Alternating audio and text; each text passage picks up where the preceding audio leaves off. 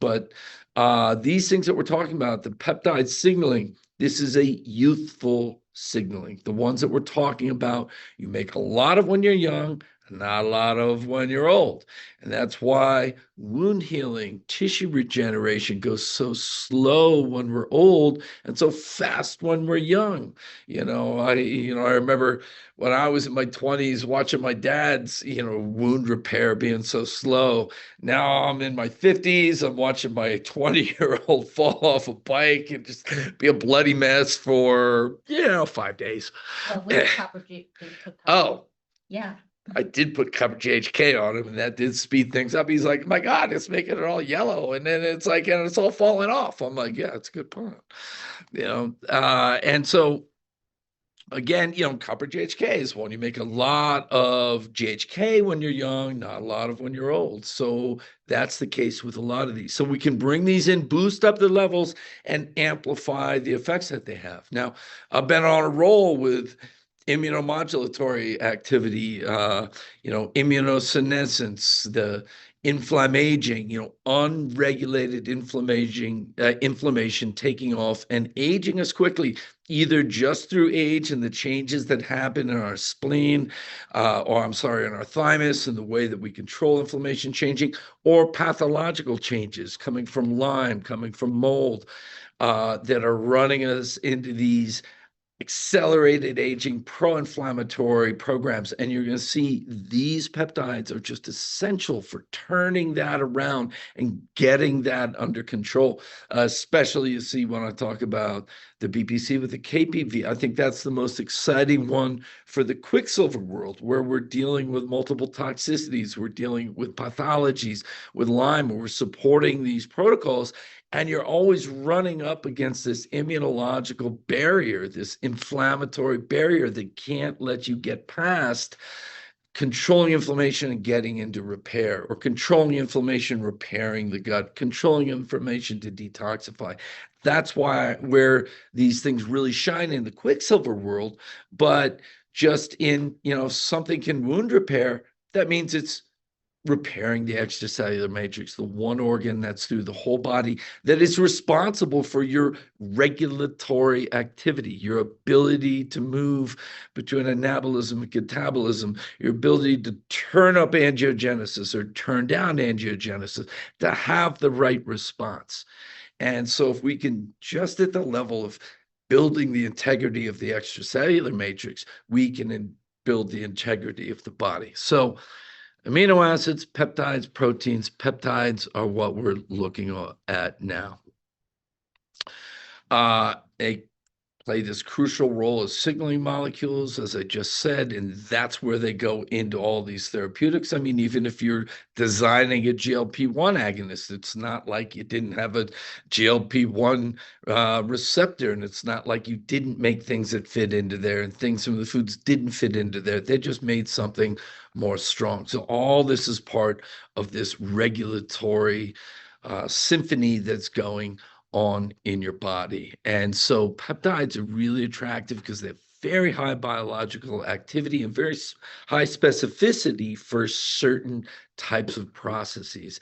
And also, just to rewind one here, when we get into the sizes of the peptides, the smaller the peptide, the more adept they are, or the more suitable they are for going into oral systems. These large ones are harder to get into a liposome. They will never go across the GI lining. So you try to put a 40 amino acid GLP-1 in there, you can take 100, 300 times more orally, and you're barely going to get an effect. You might get it in the GI, but not systemically. So the liposome is the bridge across into systemic, and the smaller ones are better at getting into these small liposomes. That's why we're talking about 3, 8, 15 amino acid ones, but we're even able to do it with the 50s, with the 40s.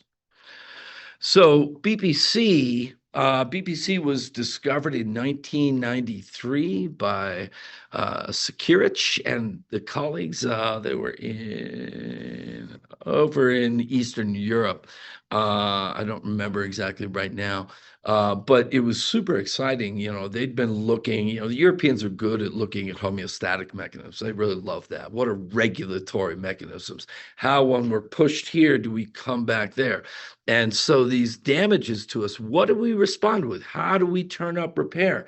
And they found this thing, BPC. Now, in the case of BPC 157, BPC, Croatia. Thank you. I was like, had it right on the edge of my tongue. So they're Croatians, and they're into this stuff. Americans, we don't think that way, but they're in that Russian regulatory, German regulatory mood. And so they like these responses. And he's laughing down there. Don't they have that mood? The Russians and the Germans, they're like, how does the body do that? That's why the Russian Institute of Gerontology was the best, at researching gerontology since the 50s. They're way ahead.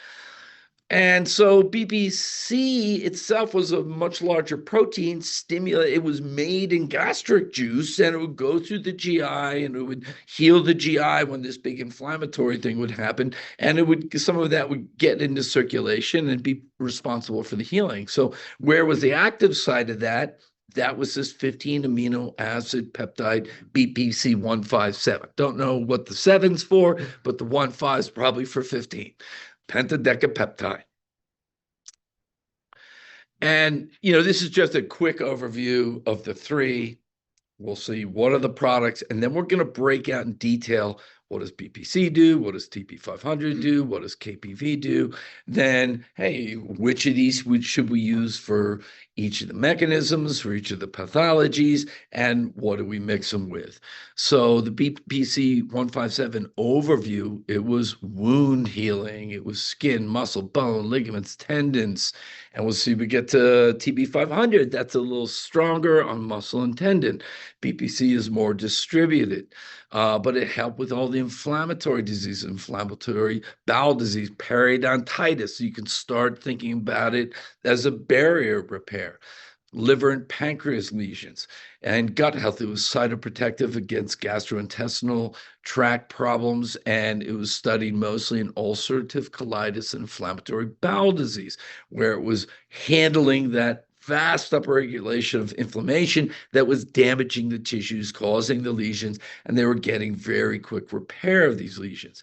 Anti-inflammatory, but not immunosuppressive. It's not like an NSAID or taking prednisone or something. It's helping modulate the expression of the pro-inflammatory cytokines that are causing the damage. Organ protection, pretty much from the same thing.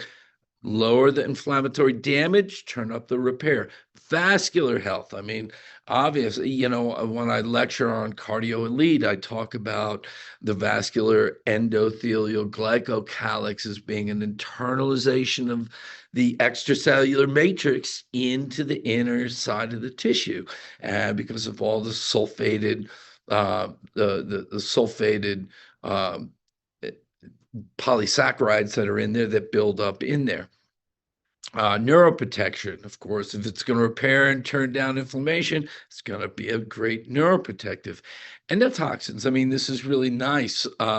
Both BPC 157 and KPV were shown to really ameliorate the effects of endotoxemia and ameliorate the effects of toxins like ethanol getting in there. And ethanol in the gut is leading to endotoxemia.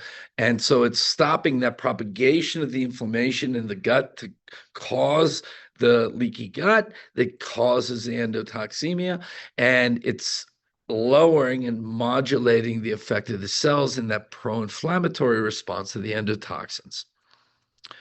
And as it says in the body, if it's an extracellular matrix repair, that's the one continuous tissue that touches every part of your body. And thus, that's the place where regulation takes place.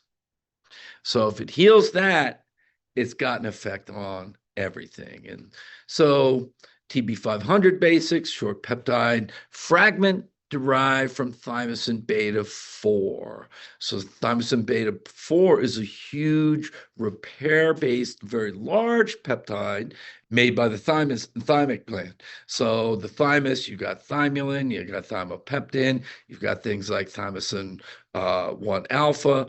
Those are all towards creating inflammatory balance and kill this, be kind to that. But thymosin beta 4 was really just a reparative. So it was always interesting to me that it was a thymic peptide, but it was a thymic peptide, but it's a thymic repair peptide.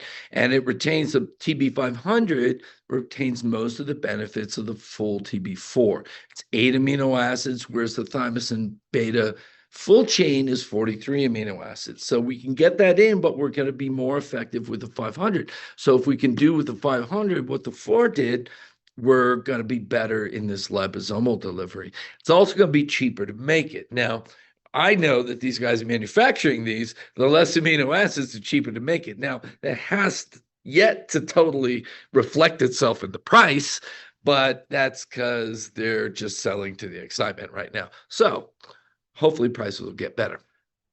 So TB500 benefits, vascular, big endothelial cell differentiation, angiogenesis. This is a big thing. So angiogenesis, yeah, I mean, we're all like, oh, angiogenesis, cancer, but it's angiogenesis modulator. And so whenever there's damage, you need angiogenesis to get more blood to the area, to clear things up, to bring healing in and wounds out. And then the other thing, you need autophagy to happen there. If you've got damage, you got to break up old stuff.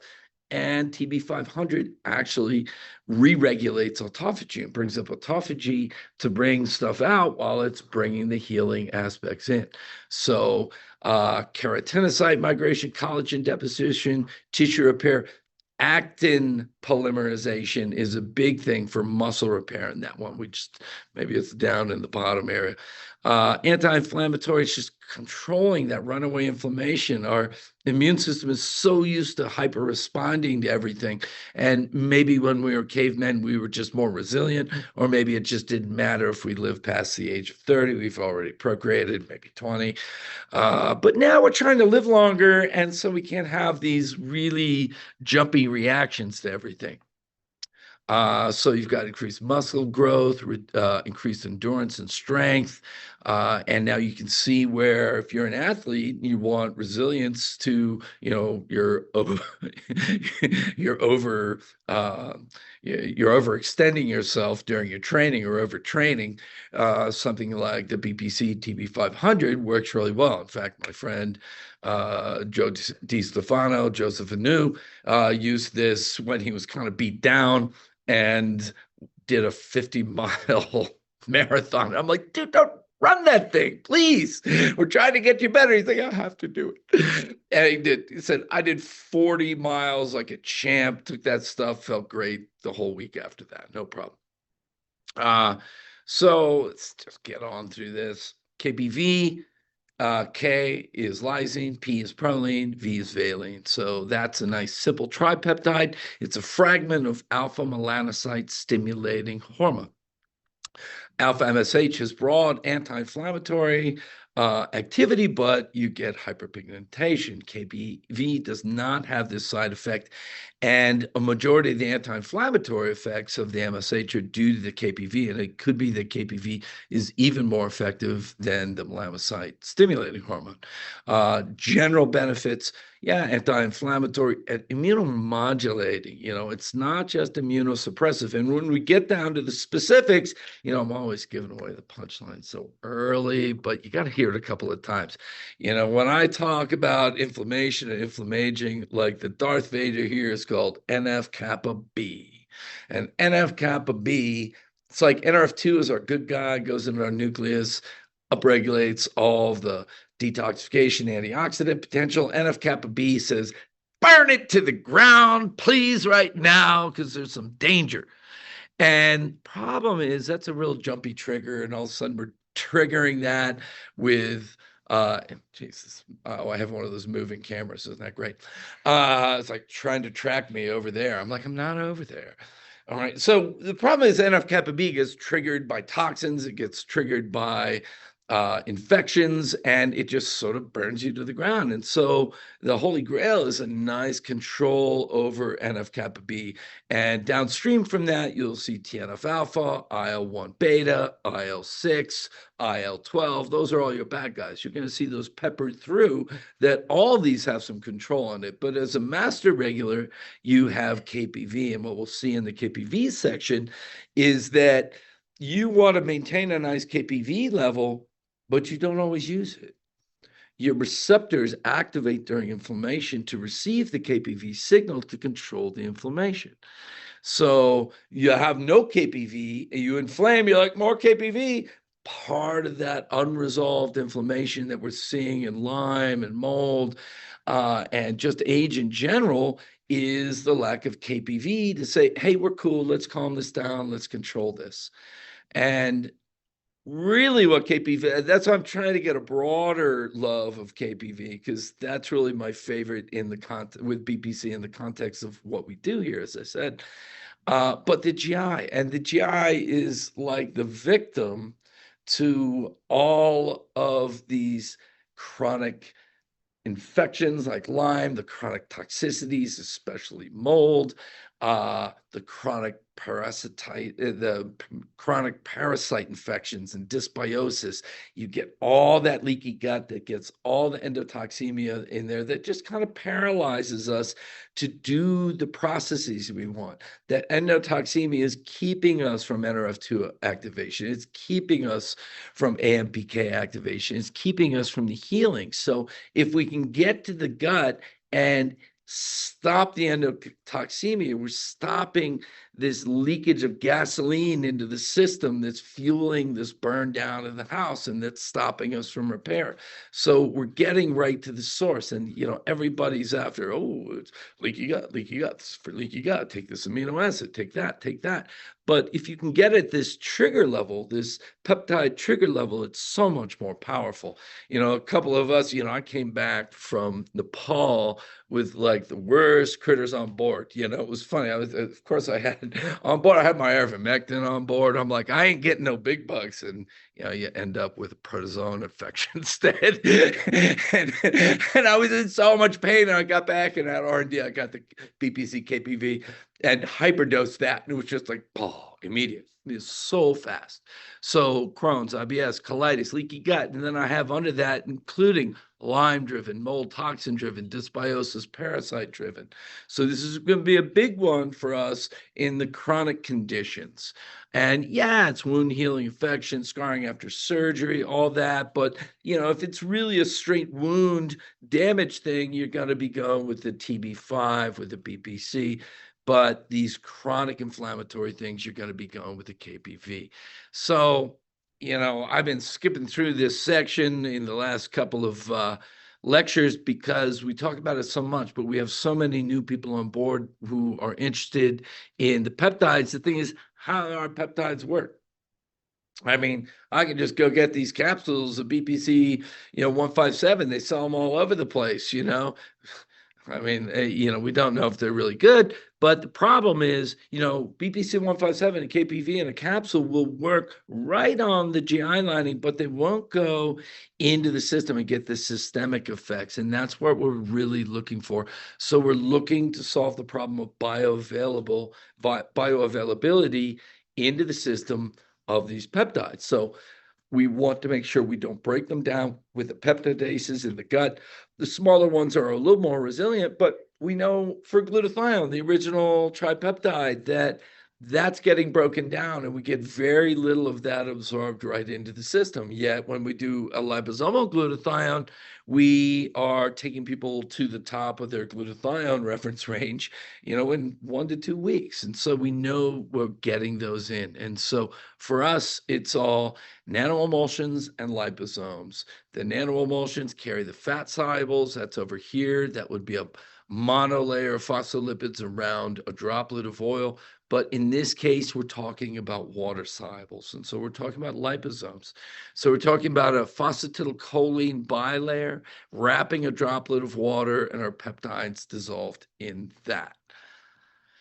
And just a word on it, COVID and COVID vaccines, kind of cast a pall on lipid nanoparticles, but lipid nanoparticles are not synonymous with mRNA.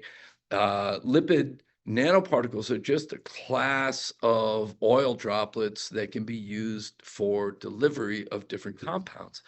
And in the case of our lipid nanoparticles, these are made out of phosphatidylcholine.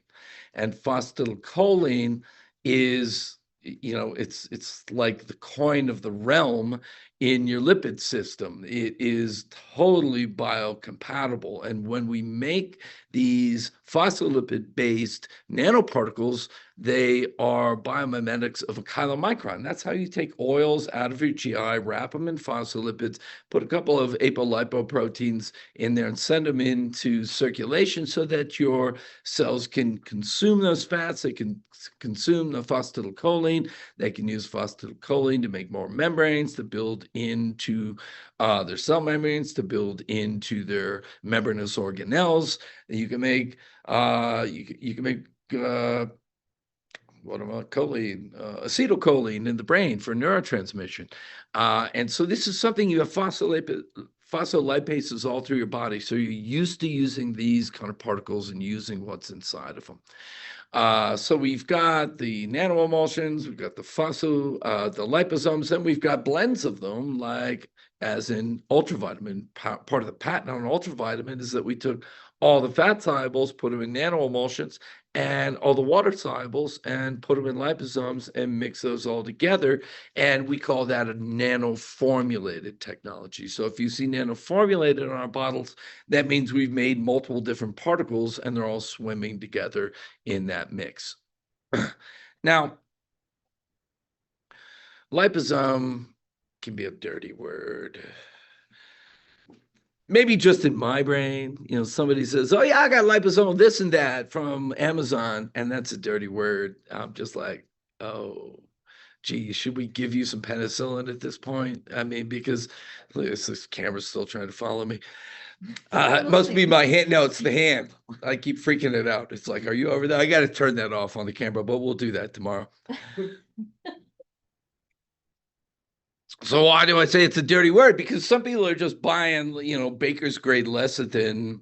Ironically, it was the first Ukraine war where everything fell apart. Everybody was buying some decent stuff from Germany, and it was soy-based. And then it's also Mercola's fault for putting a smear piece on soy-based phospholipids. And so everybody switched to sunflower.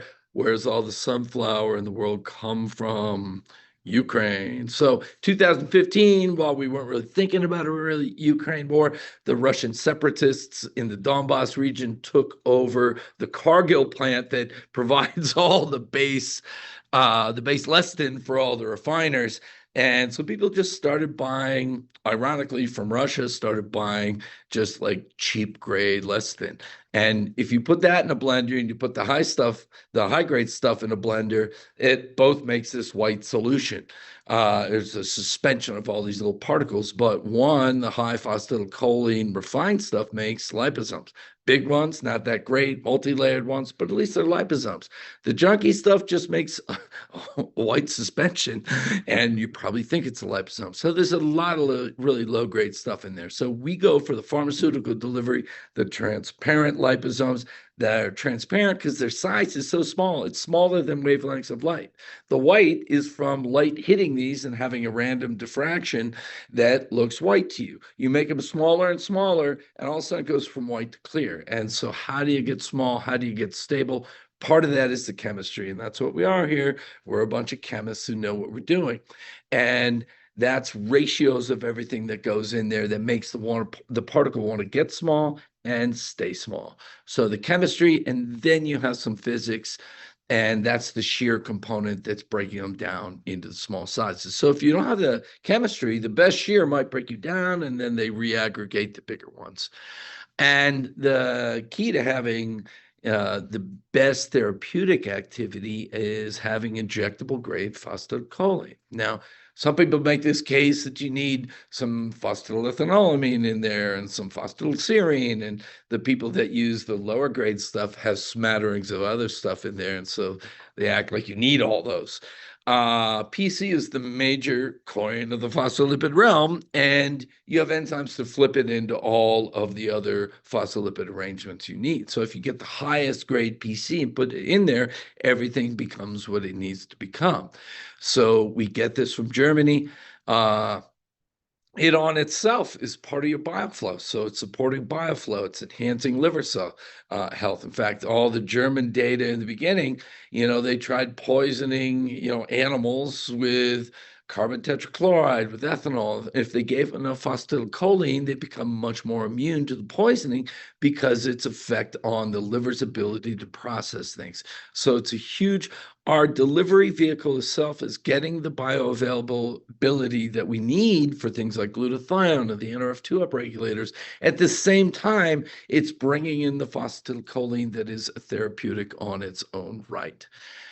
And we're building membrane health, we're building membrane organelle health. And when I lecture on membranes, that is the biological power in the system, or the biochemical power in the system. It's the membrane's ability to separate things, separate opposites. We've got sodium on the outside, potassium on the inside, calcium outside, magnesium inside. So this is a power generator in the system as well as a delivery vehicle. And we also know from the literature and from the work that we've done that the smaller the liposome, the better the delivery.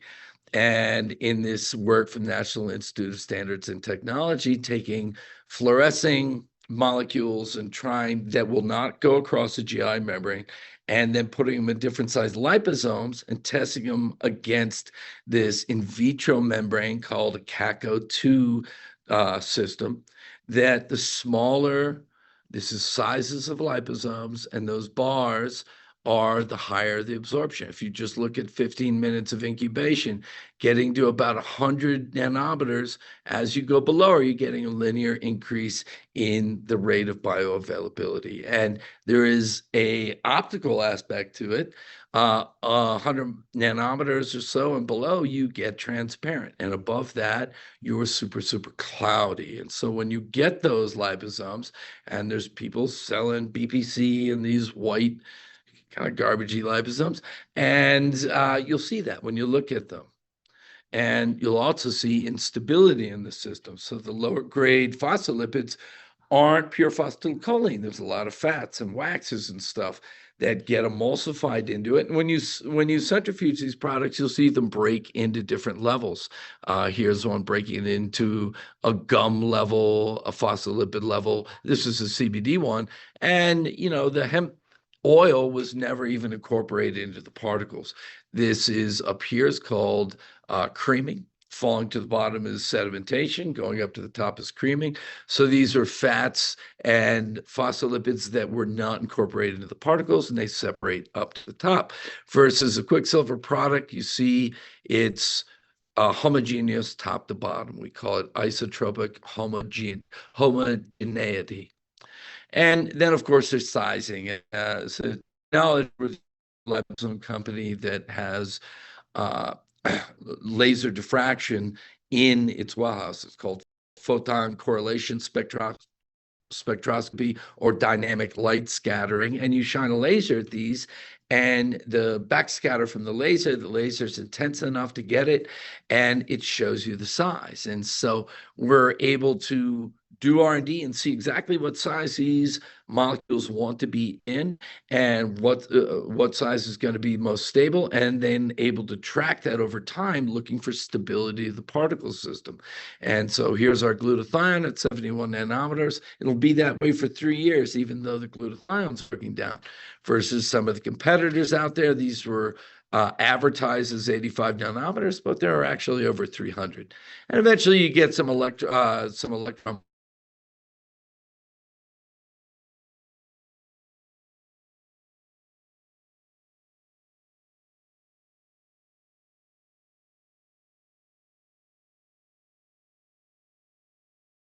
BPC 157, we know where it's from. It's from gastric juice after it's synthesized now, but that's where they isolated it from first. And it really is amenable to this kind of delivery system. And so this is a 30 ml bottle. And per pump, it has 500 micrograms or 0.5 milligrams of BPC 157. Now, the dosing is very dynamic. You could be doing 1 or 2 a day long term. You could be doing 6, 2 or 3 times a day in a really acute situation. BPC 157 with TB 500, same thing. We have this oral liposomal delivery, and we have 500 micrograms of each per pump. And so in a bottle of each, a bottle of BPC, you're getting 30 milligrams total of BPC 157. In the BPC TB 500, you're getting 30 milligrams of each per bottle. Now that becomes relevant when we look at pricing, and you might say, wow, I can get an injectable bottle from Peptide Sciences for $120. But that's for like 5 or 10 milligrams. And so the pricing becomes very good. Now with the BPC KPV, same thing. Per pump, 500 mics of BPC, 500 mics of KPV, equaling 30 milligrams of each per bottle. So going into each individual peptide, BPC 157, I mean, this is, it's the soccer mom's peptide, it's the one everybody's heard of. And, I'm around talking to various people all over the place, and they're like, BPC 157. And I'm like, yep. And so it's even though I said copper GHK is the everyman's peptide because of its price, BPC is the one everybody knows, and it's got really broad benefit. And those are, in very low doses, microgram to nanogram per kilogram range. It's been intraperitoneal, intramuscular, it's been oral, and effects can be apparent after a single application. I've seen people with chronic pain, you give them one dose and, 2 hours later, they're like, oh my God, my tendonitis feels so much better. It's really how the longer you use that, and that's not all repair, that's inflammation control in that area, and then you get the repair. So that dose will feel better, and that'll go away a little bit, feel better, go away a little bit, and with time that pain is going to go away completely. In fact, I was just using the BPC TB on plantar fasciitis, and I'm like, wow, one dose, it feels better, hurts the next day. Now we just got to keep going with that. One of the interesting things, effective when simultaneously applied with noxious agents. So endotoxin, really, but ethanol driving endotoxemia, it chilled out the effects that you get from that.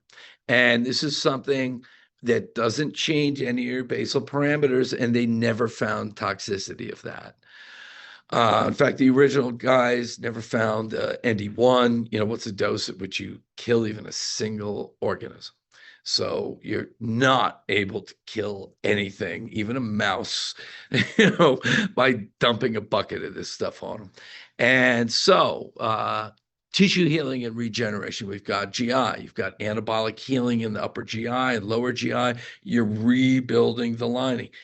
That's leading to healing ulcerative lesions, gastroprotective effects against stress, alcohol, NSAIDs, corticosteroids, capsaicin. That's all because they're breaking down the lining. So they inhibit that. Then in these larger things like inflammatory bowel disease, they're controlling the inflammatory things that are breaking down the lining. And so some of that you'll see inhibition of TNF-alpha. Now TNF-alpha is a little downstream from NF-kappa B, but TNF-alpha is really something that tears up tissues.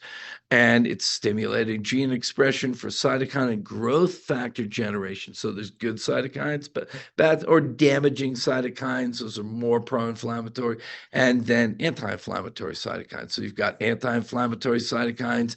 You've got upregulation of growth factors and collagen formation. And that's what's really doing this. Now, in wound tissue repair, You've got skin, muscle, bone, ligaments, tendons, periodontitis, so sealing up the areas, in your mouth. I'm sure we're going to have data on it, sealing up blood-brain barrier. So you're going to get less of this stuff moving into the brain. Then they've seen liver and pancreatic lesions respond to it. You've got accelerated healing of muscles, tendons, ligaments, bones, skin. Now, how does that happen? This is one of the coolest things. When I talk about inflammaging and thymic atrophy, one of the big things is things like endotoxin getting and blocking growth hormone receptors. In my last lecture of this, we saw endotoxin kill growth hormone receptors and an inability for IGF-1 signaling with growth hormone even injected into the system. So this is one of the reasons endotoxin kills you, but this increases receptivity and density of growth hormone receptors. So in the hormone world, yeah, we can raise hormone levels, but if we can't raise receptivity and receptor density, we can't get the effects we need. And so if we have increased growth hormone signaling, we have all of the regeneration. So the endotoxicity is turning down growth hormone signaling, and this is turning it back up. It's triggering release of growth factors from stem cells. That's triggering increased collagen production, increase in various extracellular matrix molecules. And remember, the matrix is laying down the groundwork for the collagen and the elastin for everything to be built within. The mechanisms, like we said, increase growth hormone receptors, increase of growth factors from stem cells, increase in collagen production from fibroblasts. So we stimulate fibroblasts.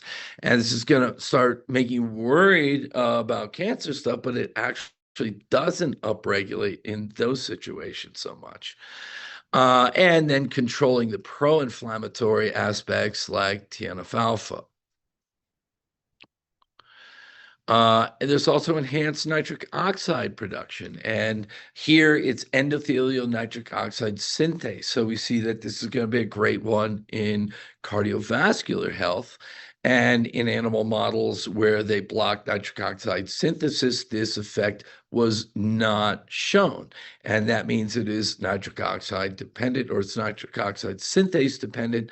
So things that feed that, like Cardio Elite or Performance Cardio, are going to help with that effect. And that's all towards bringing more tissue flow to the damaged areas. I remember when my mom was having ulcerative breakdown in the skin on her legs, they were feeding her tons of citrulline, well, mostly arginine. You'll see a lot of arginine going in there. Now, when you're old, all that super high arginine is all going to increase your viral load, especially herpes virus viral load. So it's better if we can't just slam it with that, but we can get it from the inside to do that, not just forcing lots. I mean, because if you have no eNOS, it doesn't matter how much arginine you put in there, you're not going to do anything with it. And endothelial protection against that, again, that goes back to Performance Cardio and Cardio Elite. Angiogenesis stimulation, it's angulomodulatory. It's not just angiogenesis all the time. You've got issues in your eyes, diabetic retinopathies in your eyes. It's not going to just stimulate more angiogenesis. You've got neoplasms, small tumors. It's not just going to right away do it, but when it's needed for healing, it's going to do it, but it may decrease it when you don't do that. So the modulatory aspect, when we look at KPV, it's immunomodulatory. It's not just going to suppress like you're taking prednisone. Nerve regeneration, and so spinal cord injuries. A lot of these are animal studies, not human studies, but we're seeing this play out well in humans. Very nice. Neurotransmitter modulation, dopamine and serotonin pathways. This is where it gets into gut-brain axis, where you're also, in the gut, you have way more neurotransmitters in the gut than you do in the brain. And so if you could control those, you could start to re-regulate the gut-brain axis, and that is going to help you with the dysbiosis, with the endotoxemia, and start bringing everything back into order so you can get into repair. And then, of course, with that comes cognitive and motor function increases, improvements in memory, locomotion, coordination. And that's in animal models of stroke. Where you lose all that, you lose it a lot less. And so it's a super important one there. So as a summary of the BP7, you've got acute repair aspects, if that's athletic recovery, injury, surgery, damage, tissue and wound healing, skin, muscle, bone, ligament, tendon. Think about extracellular matrix. If you're fixing that, you're regenerating everything. Stem cell production. I mean, that's just huge. The stem cell, I mean, think about stem cell senescence we talk about when we talk about inflammaging. Now we're refreshing the stem cell activity while we're controlling all of that inflammatory cascade. Gastric protection, really well established, anti-ulcer, inflammatory bowel, cytoprotective, the GI lining, and burns accelerated route of healing. So how do we dose this stuff on the BPC alone? Like your basic, it's a 30 ml bottle, there's your 30 days. So your basic is 2 pumps a day. Now, a lot of times that's if we're just bringing it in for like anti-aging effects. But if we're going to do advanced repair, you're going to get up to 4 pumps twice a day for 1 to 4 weeks, anything up to 3 months. And then you have to start cycling a little bit and bring it down a little bit. Time to see effects. You can experience the changes in as little as 1 dose, but look for 2 to 4 weeks for more of a lasting improvement in the system. And this BPC in the nanoliposome is distributed systemically. In a liposome, not all of it's in there, so some of it's going to go and just stay in the GI, and the rest of it is going to go and work systemically. Cycling for long-term use, maybe 5 days on, 2 days off if you're using for anything more than 3 months. But this is a pretty good one in terms of its therapeutic window. It's really broad. You can go to real high dosing, come back to lower dosing. TB500, get back into TB500 and its effects. That's the active region of the thymosin beta-4 again, and thymosin beta-4 has been extensively studied. TB500 is a more focused and orally pharmacologically viable route because of its smaller size. It's easier to get into one of these delivery systems like a liposome. And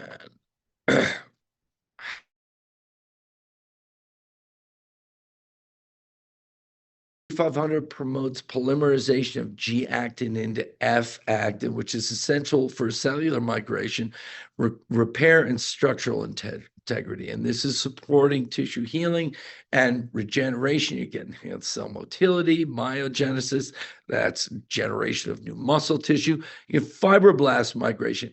It's fibroblasts got to go and lay down the groundwork. What's the groundwork? If you're into the extracellular matrix, that's the ground substance upon which it's sort of the gel, it's hyaluronic acid and other polysaccharides, upon which collagen, actin, elastin are all built.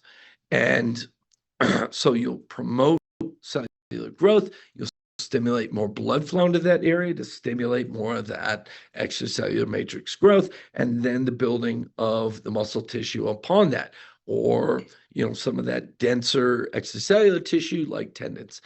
And so you have faster healing times, you got minimal scarring. Again, it'll come up here later, but TB500 is helping autophagy at the same time it's helping healing. And what is a scar? It's excess anabolism without the autophagy to break down the old and move it out. So we're doing that. That's the minimal scarring. Treated wounds in these studies were narrow in width, had superior organized collagen fibers, had decreased scar tissue formation and fibrosis. It's cytoprotective and it's healing not just inner things, but it's even healing dermal and corneal wounds. And so, I had a chemical wound on my eye when I was in graduate school. I almost lost my eye. There's scarring in there. I wish I had that then. I remember the guy at the emergency room. I said, "So is my eye going to be all right?" He goes, "No, you're fucked. You're going to lose your eye." I'm like, wow, bedside manner. Still here, buddy. I'd use all kind of weird alchemical stuff. That's all I had back then. Just put gold in your eye.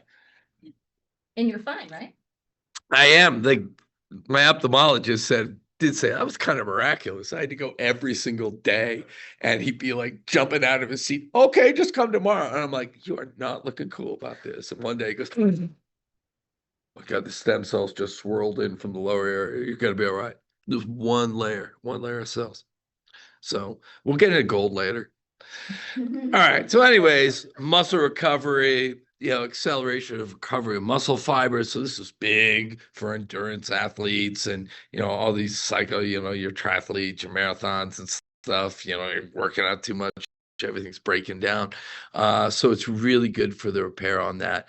They've seen it used on burns and ulcers. We've used topical copper GHK on that, but you use TB500 orally. And hey, maybe we'll have a topical TB500 too, which obviously we're going to have, or I want to brought it up. But I got another one here I want to show you, but I'm not going to show it to you yet. So anti-inflammatory effects, the bad guys, TNF-alpha, IL-1B, IL-10. Oh no, IL-10 is a good guy. So it's suppressing the pro-inflammatory bad guys and increasing the anti-inflammatory mediators. So it's decreasing that damaging inflammation, but not stopping it totally. So here we have preventing apoptosis, which is uncontrolled breakdown of cells, but restoring autophagy, which is controlled breakdown. So back to the wound healing, just throwing a bunch of anabolism into it, you get scarring. So you need to rebuild and clear out the old at the same time. That's one of the beauties of the activity of TB4, which we get from the TB500.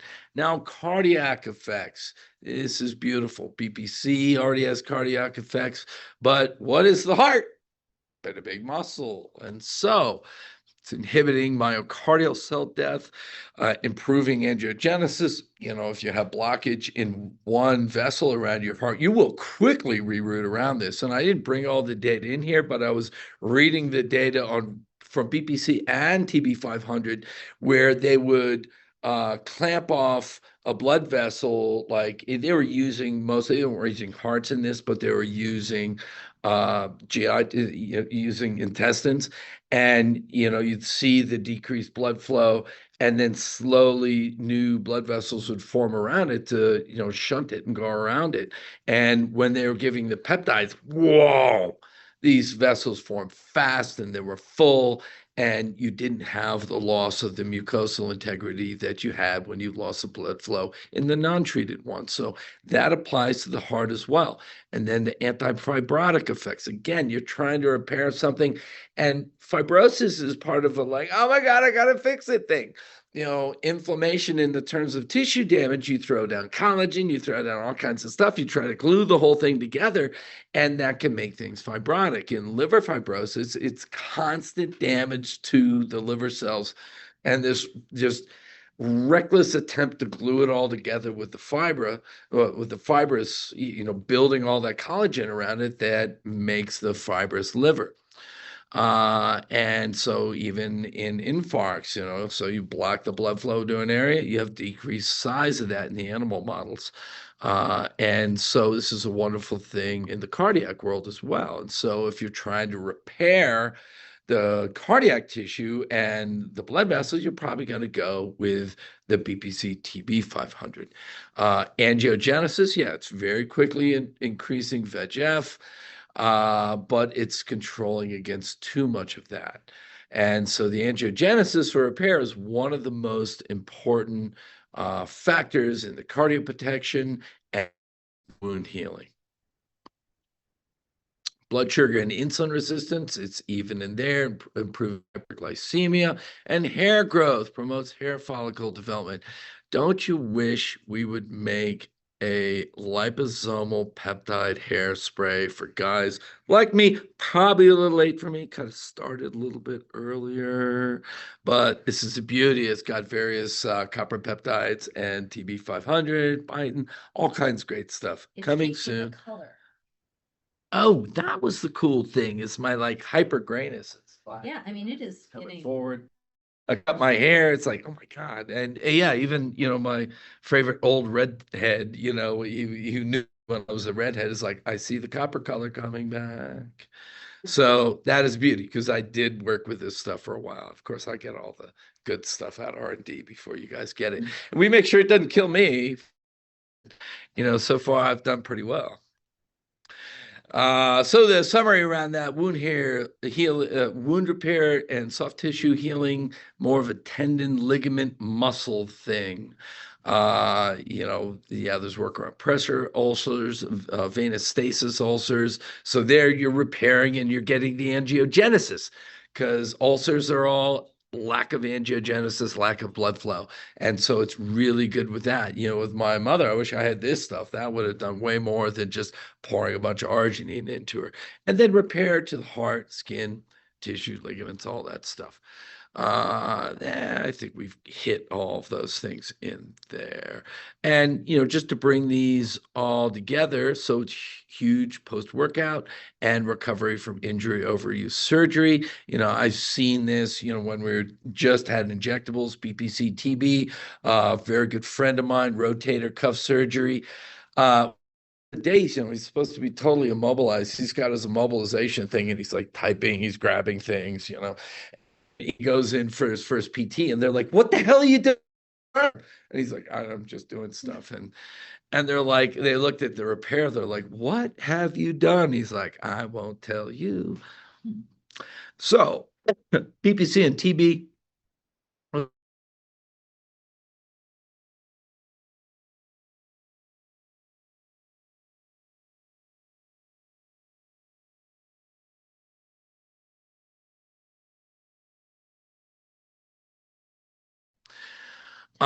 So how do we dose this stuff? It's really the same. We're just going to give you general doses, 2 pumps a day.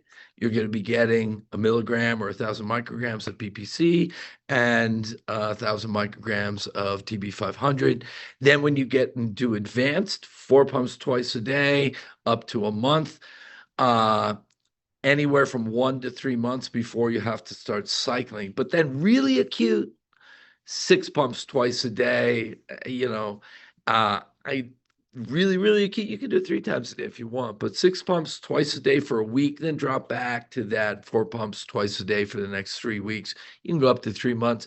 After that, you want to get to a little bit of cycling. We'll get that in the next slide. And positive effects, you're going to see them in 1 to 2 weeks. It might be even shorter because of the anti-inflammatory effect. You'll feel better, but the repair is going to take 1 to 2 weeks to really initiate and that really start going. And so the more deep repair, the longer you're on cycle before you break. And so for longer term use, the more acute, you go up to 12 weeks or 3 months on, then take 6 weeks off, then go back. I like a little bit of a shorter on-off cycle, like 4 days on, 3 days off after a couple of weeks, a couple of months of really intense. So KPV, and this one is really exciting to me, and I got a couple of people around on it, and everybody who I gave a bottle of the new peptides to, it was like a lot of them were getting the BPC KPV, and they're like this girl over here, worker outer, she's like, I want the BPC. And I was like, I knew you would. You start with KPV. Yeah, she wanted BPC with the TB500. I'm gonna rebuild my muscles. I work out, and I'm like, yeah, I'll fix gut first, sorry. And that starts at the gut here. Come on, we're functional. And a lot of really difficult to resolve stuff, things I've been working with people on, including myself for a long time. It's like BPC KPV. And so KPV, again, it's that fragment of the melanocyte stimulating hormone, doesn't have the hyperpigmentation, and it has all the anti-inflammatory effects, but it's a immunomodulatory one. And like I said before, you're going to get this level of it as soon as inflammation winds up. Think if you got GI issues, they come and go. You're like, I remember again, my mother, she had all these issues, inflammatory issues, and, she had like ulcerative colitis or something like that. She'd always be happy like the day everything was fine. I'm good, doing great, doing great. And then it all comes back. And so you keep that KPV high, and when the inflammation comes back, the receptors for it, the transporters for it turn way up, and it uses it to modulate that. And so it's a systemic and localized inflammation control without that suppressive function like you're taking prednisone. And so it's restoring immune homeostasis. Now, my favorite is being able to quench and control NF-kappa B as we get older. That thing's just going on all the time. We have Judah Patel here. Took him from Nordic Naturals, even though our friends, but Judah's so good as an educator, we just had to bring him over here to our world. And he was always lecturing on fish oil and its ability to the inflammation generated from nuclear factor kappa B. And that's the one that's really burning us to the ground. And this is probably our best tool for suppressing and chilling all of that out. And so that's what lipopolysaccharides stimulate. And that's why there's an inflammatory cascade from them.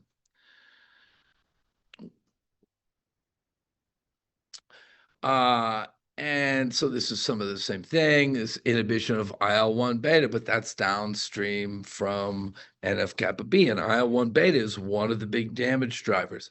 Again, that TNF-alpha, the IL-1 beta, IL-6. And we're going to see in the next couple of slides the effects of KPV on controlling those during different damages to the system. So what are the different therapeutic roles? Respiratory conditions. And, everybody's talking about GI with KPV, but, look at another barrier function, that's respiratory inflammation, joint inflammation, and immune system disorders. In fact, there's a lot of into this in autoimmune disorders. And don't autoimmune disorders all go back to the gut? And so it's the BPZ. KPV is going to be our friend in this world that we work in. And here are some of those slides, a little bit hard to see over here. They were looking at intestinal inflammation. And so they were giving this DSS compound that drives intestinal inflammation. And so this is like a colon weight, regular, just water vehicle. You give it the KPV and your colon starts deflaming just from its natural condition. But then you put the DSS in there and you get this wild upregulation of the inflammation. It's making a fatter colon. You give it the KPV and it's barely increased from the control.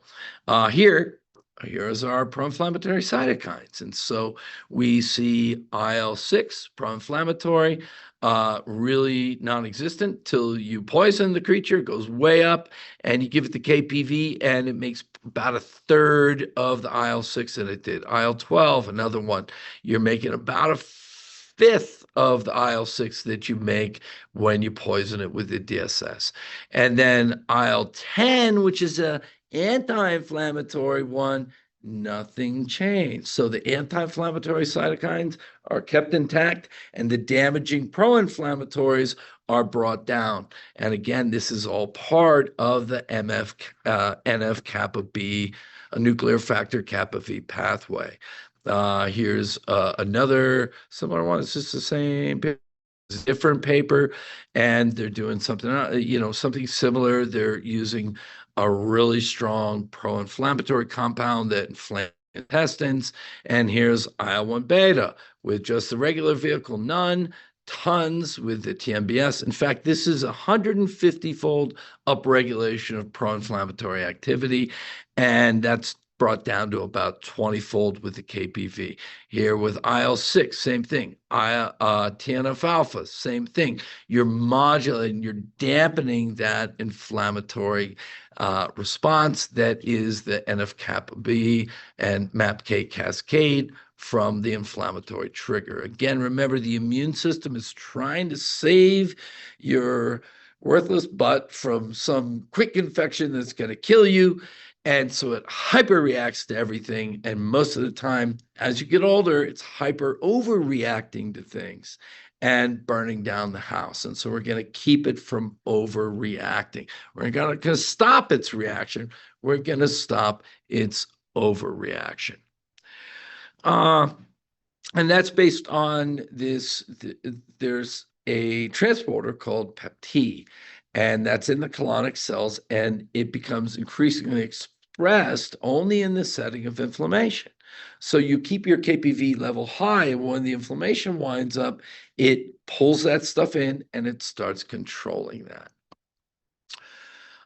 Intestinal barrier activity, I mean, obviously that's what we've been hitting at the whole time. And when it's controlling the intestinal barrier, it's also controlling the immune system in the intestinal barrier, and that's promoting a better gut microbiome balance. It's helping control some of those bad creatures. The second, we see it actually has antimicrobial activity, whether that's direct or through salvaging the immune reaction. So the immune system's not just burning everything up, it's looking and picking off the bad guys at once. That we're not really sure, but it is the intestinal barrier activity, reduced gut permeability, and control of inflammatory cell infiltration into the GI epithelial barriers that's laying waste to the mucosal integrity.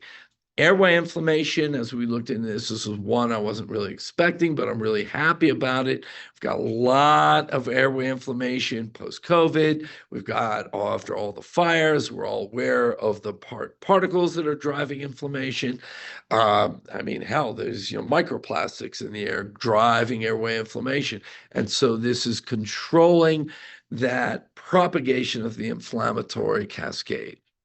And then antimicrobial. I mean, look at this, Candida albicans. I mean, that's just like always at war with us in the GI. Staphylococcus aureus. And we don't totally know how it's killing it, but I think it's more through getting the immune system to properly control this stuff. And again, it doesn't have like the anti-inflammatories that effective letting the propagation of the bad guys. So it's controlling inflammation while letting your immune system focus on killing the bad guys and leaving the good there. I wasn't really expecting KPV at the skin, but if it's a barrier control, it's a barrier control. And so it's helping skin health and wound healing by controlling that excess inflammation and probably letting the immune system do what it needs to do instead of propagating inflammation. So as a summary on that, it's anti-inflammatory, which reducing inflammation in various tissues at that core nuclear level of controlling NF-kappa B. And in doing that, then it controls the downstream TNF-alpha, IL-1B, IL-6, IL-8, IL-12. Glad I got my ILs in order. I've been saying this long enough, I could spit them all out really quick. Good ones, 4 and 10. All right, immune modulation again, wound healing, the antimicrobial, working on the skin disorders, as well as, even though we think strongly on the GI disorders. Oh, and of course, autoimmune because of that, both GI and controlling the runaway inflammation. Base dosing on this one, base, again, it's 2 pumps a day. We just like keeping everything running, keeping it grooving. Advanced acute repair, 4 times twice a day. Again, super acute. When I came back from Nepal, I was in so much pain. It was 6 pumps twice a day. And that was just the balm of Gilead. Gave it to a friend of mine. And I don't know if she did 4 or 6. And, by that night, was saying, oh, it's like a balm on the GI. Like, God, this helps. And so this, you can do that for a week, then go down to 4 pumps twice a day for the next 3 weeks and just start titrating down and keeping that low flow until everything's cool. And again, you can see an effect right away by controlling inflammation, but 3 to 4 weeks until you've got that healing cycle all going. Eventually you can go to a 5 days on, 2 days off. Again, this is one that has a broad therapeutic window. It's not like you're going to dysregulate things, if you're using like growth hormone stimulators or some of the other stronger peptides. I mentioned again, application, you're setting up your treatment protocols for Lyme, mold, detox, GI disorders, liver issues. You put this in there to control the GI lining and control inflammation, enhance repair. You're going to get through this so much faster. And especially we get some of those, you're doing like post-Lyme, you've got those immunodysregulations where you've got that PTSD of the immune system. This is going to control you from having that chronic endotoxemia, winding up the immune system, hashing, bringing back all of your Lyme symptoms. So it's going to keep that problem from happening. And then the thymic peptides are going to help your immune system pop back on to responding to your new milieu, or your, the new system that you have, because you stop in the aging of the thymus and the thymic atrophy, you stop making naive T cells. And so you end up in this PTSD, you start replicating the old T cells, and that's any inflammatory thing like, endotoxin is going to inflame, and it's just going to turn on all your Lyme symptoms. So that's what we're doing. We're going to clear the system so it can heal faster. We're going to turn up, even in the thymus, this response to growth hormone, so the thymus can repair. And then if we bring in some thymic peptides, we can really juice that up. All right, now we're going to look at these three products across mechanisms of action, and then right after, application to certain aspects of the body. So actin upregulation, that's key for muscle regeneration. The main dog in there is TB500.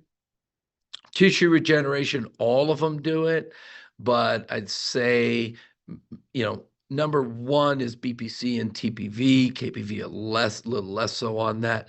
Cell growth, migration, proliferation is BPC, TB. Again, those are the two wound repair ones. Angiogenesis, all of them, but probably BPC, TB on the highest. VEGF expression for angiogenesis, more on BPC and TB. Decreased pro-inflammatory mediators, all of them, but maybe KPV is my favorite. Inflammation resolution via restored autophagy, that'd be the TB500. And so later we're going to talk about pairing with AMPK charge, or now called GLP-1 activator, for that metabolic inflammation. Decreased NF-kappa B and MAPK pathways, BPC and KPV, maybe KPV the strongest one. Decreased fibrosis and scarring, you've got TB. Accelerated stimulation of collagen production, mostly BPC and TB. Extracellular matrix molecules, well, really, maybe it's all of them, but, BPC, KPV, the highest. Growth hormone signaling, restoration of growth hormone signaling from the BPC. Antimicrobial, that's coming from the KPV. Antioxidant is one of the BPC ones, but it's not really a direct antioxidant. In the inflammatory control, you're making less pro-oxidant mediators in the GI. So it brings down the pro-oxidant activity in there. And then that interaction of the gut-brain axis, BPC. And then, to give them a relativity of good, better, best, a number of check marks, connective tissue, tendon repair, good on the BPC, KPV, probably highest on the BPC plus TB500 together. Connective tissue repair, good on BPC, best on that combo with TB. Joints, best on the combo with TP.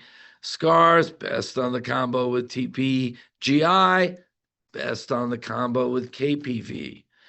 Wound healing, best on the combo with the TP. In fact, I'd take one off there because it's really that BPC TB is the best there. Cardiovascular, great with BPC, best with TB, BPC combo.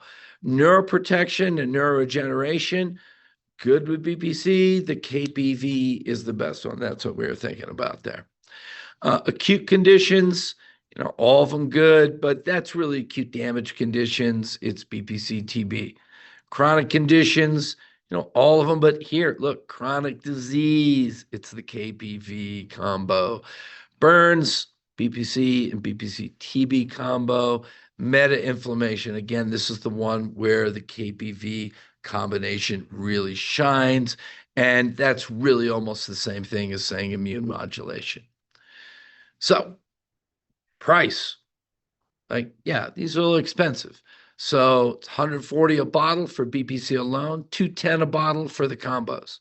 What if we were going to go over to, say, Peptide Sciences? You go get injectables and you get 30 milligrams of that peptide. You're looking at 280 for BPC alone, the combo with TB 360, the combo with TP 610. Then you got your syringe, you got your water, you're up to $670. So these things really get expensive. BioLongevity Labs, similar pricing. Oral capsules, barely cheaper. But that's just an oral capsule. This is just powder, and they're charging you almost the same amount. And so for a lower amount, we're giving you an oral, no need for a needle, high systemic bioavailability, as well as high GI activity for a far less price. So yeah, these are expensive compared to our normal ones, but nothing moves the needle like this, and it's far cheaper than getting injectable grade in these injectable vials. They have to be tested for inflammagens, and that just costs a lot of money. All right, so finish up. How are we going to pair these things? So there's so many ways to pair them, and we don't have the, hey, how about just with copper? Ergothione, antioxidant, inflammation control, cardiovascular. It's really one of my favorite. Whole body, bring down the inflammation, turn up the repair. You take Ergo and BPC 157, you're in a winning situation. Cardio Elite, you got the BPC with the vascular tone, the vasodilation, the macrocirculation. Of course, we said they put in the TB 500 with the cardio. We're even going to do better. So BPC 1500 with TB, you can be combining it with ergothione for those effects, with cardio for those effects, NAD platinum, and the one as a big longevity thing. So we're going to be getting AMPK activation. We're be getting sirtuin activation. With those two, you're going to getting mitochondrial biogenesis going. So, I mean, that is a huge longevity pack there. Now, the KPV think we're a little more under the weather, and we got to fix some of this runaway stuff. So a lot of that is metabolic inflammation. So you put it with GLP-1 amplifier. Now realize that's our new name for AMPK activator, or for AMPK charge, because really nobody knows what AMPK is, but everybody knows what GLP-1 is. So any of the metabolic inflammation, you're going to be putting that BPC with the KPV in there. And when you look at the GI, how do you regulate tight junction formation? It's actually a combination of AMPK, sirtuins, and NAD activity that really roll that all together.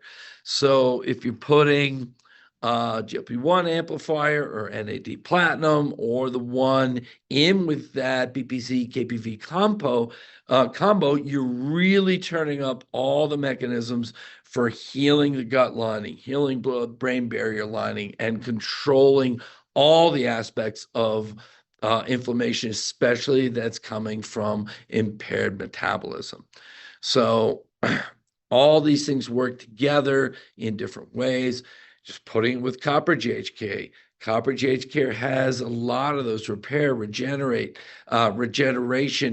and all these. I mean, most of it, more of it was studied with copper GHK, but moving your epigenome back to a younger epigenome. Remember, this is all youthful signaling. Remember, you express certain genes when you're young and certain genes when you're old. And what's happening is all the youthful genes are like, we're just letting go of them. We're letting go of them, and we're left with I just want to stand up and be alive genes. And I'll signal back for the younger ones, because we have all the nutrients, we have all the great food, we have everything to support that. Let's signal ourselves back up to that, because just stand up and be alive, that ain't the way I want to go out. And I certainly don't model that as my behavior. Hence why I started making all these peptides. Let's keep it going. One other that I want to put in here. One of our friends, God, what's his name now? Geraldo? He's a great GI doctor. And when we came out with the pre-tox protocol, he's like, this is the ultimate GI repair protocol. So you're trying to get better from all kinds of stuff. You don't know where to start. Start with the pre-tox protocol, put the BPC KPV combo in there, and you will have a new GI. You'll open up your liver, you open up your kidneys, you'll start all your detox, and then you can go into the advanced detox systems after that. Now, what's coming up next in our bioactive aminos line? Epitalin, the pineal bioregulator, thymulin, the thymus bioregulator, and another one that I was turned on to recently, thymopentin. So thymulin is kind of getting your thymus